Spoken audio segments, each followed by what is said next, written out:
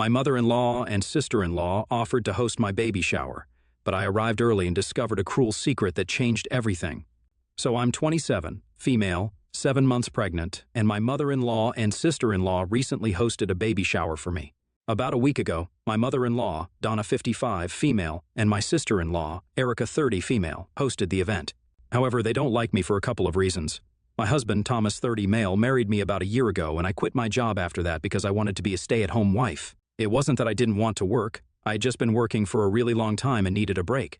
I'd been working ever since I was 16 and didn't stop until I had a ring on my finger, and only when Thomas told me that he'd be okay with me staying at home.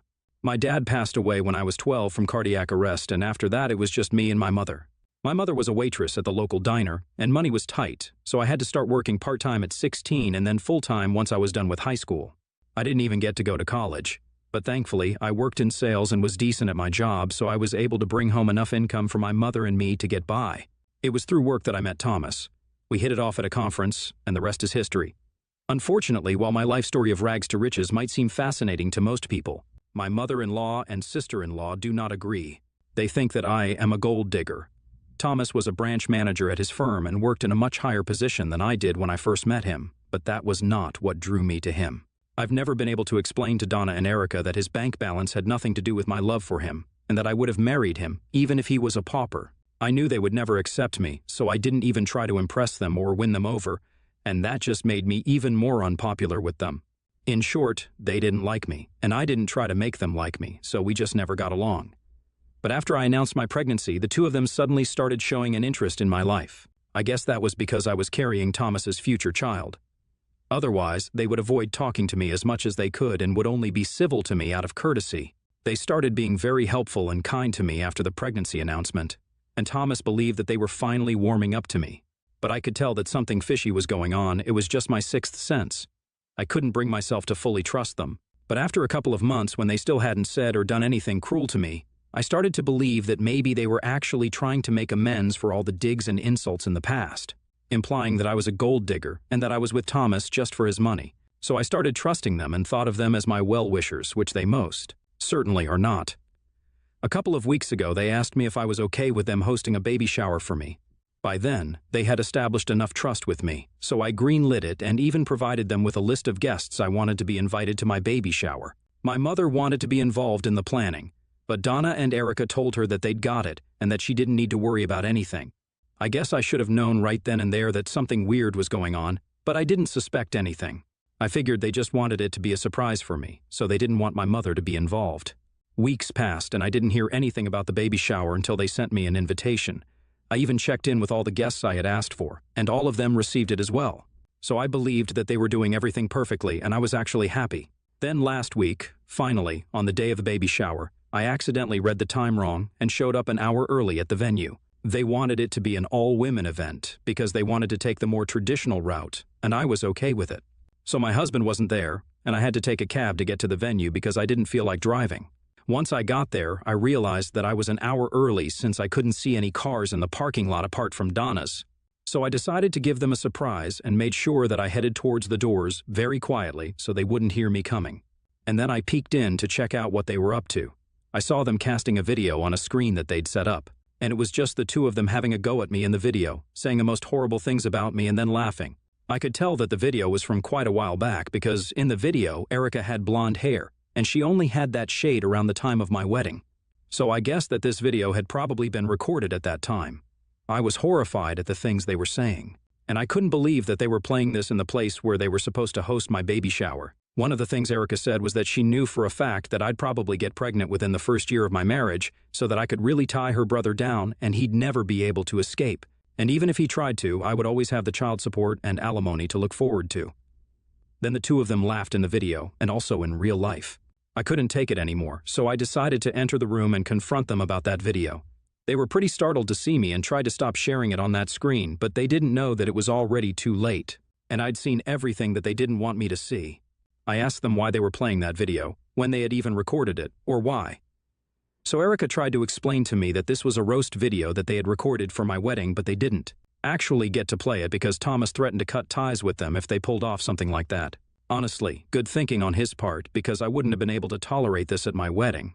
I know that roasts are meant to be funny, But it's only funny when people who you love are the ones roasting you.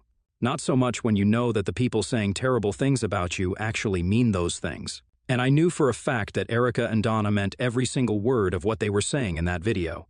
They tried to tell me that they had included the pregnancy joke so they could play it at the baby shower and pass it off as a joke since now Thomas couldn't have a say in this. Then they told me that the intention of the video was to show that this is what they used to think of me back then, when I first married Thomas, but now I was really a part of the family. They had accepted me.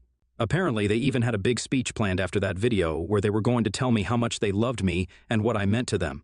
They said that the intention of playing this video was to show how far we had come as a family, but I didn't buy it and stormed out of the place. I called Thomas and demanded that he pick me up and take me back home. I explained everything to him on the phone, and since he already knew what video I was talking about, he got everything instantly, and I didn't have to waste much time. After I was done with the phone call, Donna and Erica came running out of the venue after me to convince me to stay. They kept asking me to forgive them. They claimed that they didn't consider how I would feel watching this video. They were only thinking about how heartfelt it would seem. But now they realized that this was a stupid idea. They kept telling me that they didn't mean to hurt me, but that meant nothing to me because I had trusted them with my baby shower. And they had completely shattered all the trust I had put in them by planning to play that video. I told them to back off, but they didn't listen and kept trying to get me to stay. Finally, I just snapped and told them that I wasn't interested in whatever they had planned for me because now I knew what they really thought of me. I didn't believe them even for a second when they said that they were going to make a speech about how much they loved me afterwards. I also yelled at them that I wasn't just a baby carrier, I was my own person. So if it took a pregnancy to make them approve of me, then I didn't need that approval at all. And we could go back to not having a relationship like before, because I would prefer that over being a part of their fake and pretentious little club. I told both of them that neither of them would have amounted to anything had it not been for my father-in-law, who supported Donna even though she was pathetic at her job and almost got fired. But her husband made his brother hire her as an accountant so she'd still have a job, without having to work too hard. He also got Erica a spot at the best business school in the city, even though she didn't have the grades for it, and he had to use his connections to get her in. Neither of them knew about these things. Only Thomas and his father were aware of it. But he had told me these family secrets a long time ago to make me feel better after a particularly horrible dinner at his parents' house, where Donna and Erica wouldn't stop mocking me.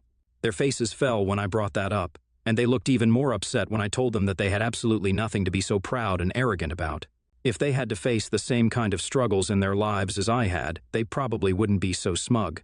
Living a life like mine would have broken both their flimsy little spirits, and they had no right to question me, especially given their own incompetence. In the meantime, Thomas pulled up, and I got into his car. Then we left the venue without any further discussion. They still tried to talk to me while I was leaving, but I rolled up my windows and we drove away. Thomas had heard the last part where I was yelling at them and talking about whatever my father-in-law had done for them. He told me that he didn't think it was a good idea for me to tell them about it. I didn't reply to that, and he didn't bring it up later. Of course, the party and everything had to be canceled at the very last moment because I wasn't even there. Nobody apart from my mom knew the real reason why until my husband told his relatives to explain why the event had to be called off. Most of them are on my side, which means that Erica and Donna don't have anybody. Everyone thought that I did the right thing, including me, by bringing up how the two of them had so much help that I didn't, and they were judging me because they came from a place of privilege and could afford to pass judgments on someone that they knew absolutely nothing about. I didn't hear from either of them for a couple of days, and Thomas and I didn't discuss it either. He apologized to me on behalf of his family, but that was about it. We didn't talk about it anymore because it's not like this was his fault. However, a couple of days ago, I received a letter from my father-in-law, Raymond. We usually get along well, and he didn't have the problems with me that his wife and daughter seemed to. But this time, he was furious because of the secrets that I revealed to Donna and Erica. He told me that it was absolutely not my place to tell them about something like this, which he had decided to keep from them for so long for the sake of their own self-esteem. And now I'd undone all the work that he had put in. Both of them were totally miserable just because I decided to make them feel bad about themselves and get back at them. I tried to defend myself by telling him what they'd been planning to do, and I believe that what I said was completely justified because they'd been picking on me for years before I finally snapped. He told me that he could understand that I was upset, but it was still not my place to bring that up, and he was extremely disappointed in me. We haven't spoken since then, and when I tried to talk to Thomas about it, he said that he had nothing to say. But I think he is dodging the question because he feels the same way as his father. Am I the asshole for telling my mother-in-law and sister-in-law that they'd be nothing without my father-in-law's help? Update 1. I decided I was not going to apologize to Donna and Erica because I really don't think I said anything out of line. They've been picking on me ever since they met me, and this time I finally decided to snap at them and let them know exactly what I thought of them. They can't always get away with everything that they say and do just because Thomas and Raymond believe that addressing it would make them feel bad about themselves. Over the years, there have been several instances where the two of them have ganged up against me and made me feel bad, but nobody's talking about that. So why is it such a big deal if I do the same thing to them that they've been doing to me for years? I also told Thomas about how I felt because I sensed that he agreed with his father. Now, I couldn't care less about what Raymond thinks, but I need my husband to be on my side. So far, he's always maintained the peace of the family by telling me to ignore whatever his mother and sister say. But I feel like he needs to realize that I'm his wife, and he needs to stand up for me. I told him that he cannot have this diplomatic approach to things between me and them anymore because that's unfair to all of us. And he needs to pick a side. I was afraid that he would disagree with me or fight with me over this, but he agreed wholeheartedly and even apologized to me for being too scared to do the right thing. He confessed that he was afraid that if he stood up for me and fought with his mom and sister, he would be ostracized from the family. They mean a lot to him, despite their behavior, so he was afraid of standing up for me. But he did realize now that he had a duty toward me as well and couldn't just always expect me to suck it up and keep ignoring every little thing that they did just because I was stronger than them. It wasn't fair to me, and he'd come to the conclusion that he was going to cut his family off. I was touched because I know what family means to him.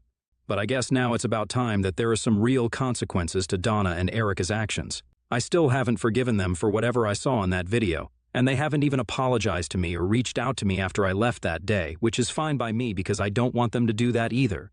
I don't think it will fix anything, and it will probably just piss me off even more. Some of you in the comments said that I was overreacting because it was just meant to be a roast and they were going to make it up to me by giving a heartfelt speech afterward. But that means nothing to me. I'm sure there are a lot of better ways to show your love to a heavily pregnant woman at her baby shower than a roast video, especially when you know that they meant everything that they said and they weren't just kidding. So I don't think that I'm overreacting. This is the perfect reaction. I didn't even ask them to host it for me. They were the ones who offered to take over, only to let me down in the end. I feel betrayed and hurt, and that's not going to go anywhere. Update 2, now that it's been a week since the baby shower incident and we haven't been talking to Thomas's family. I thought that things had finally cooled down a bit.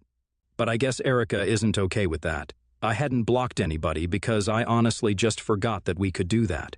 So I got a text from her early this morning where she started off pretty well and apologized to me because they hadn't thought things through while preparing for the baby shower. But then she said that she wanted an apology from me for both her and Donna because she believed that what I said was out of line.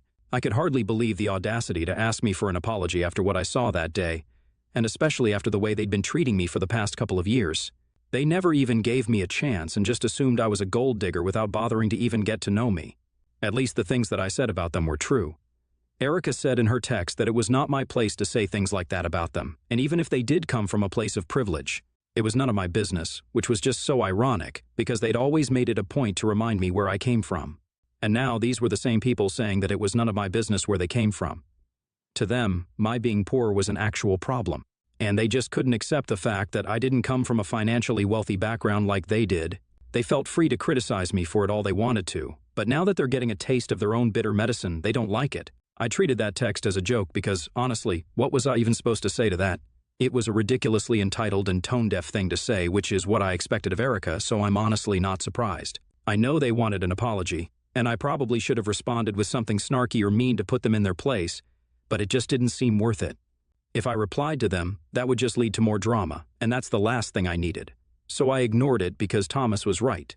The only thing I could do was ignore them and hope that they would go away. It's kind of sad because I actually believed that we were becoming friends over the course of my pregnancy. But evidently, I was mistaken. These two idiots are too stupid to actually be friends with anyone apart from like-minded idiots. I haven't told Thomas about this yet because he hasn't come home from work. But as soon as he does, I'm going to fill him in and see what he has to say about Erica sending me this text. We haven't been discussing them at all ever since the last update, so I think it's been a couple of days now, and it sucks that I have to bring it up again because I know he's hurting. However, I have no choice, and I know that we have to talk about this and come to a conclusion about what we can do about it. Because when the baby comes, I don't want us to be fighting over what we need to do about his family and whether they should be allowed to have a relationship with the baby or not. We have to discuss it, and we have to talk about them now. Update 3. My last update was just a couple of hours ago, and it feels funny to be back so soon. But this is important, and I need to talk about this, so here I am. Thomas and I talked about Erica and her text after dinner once he was well rested and well fed.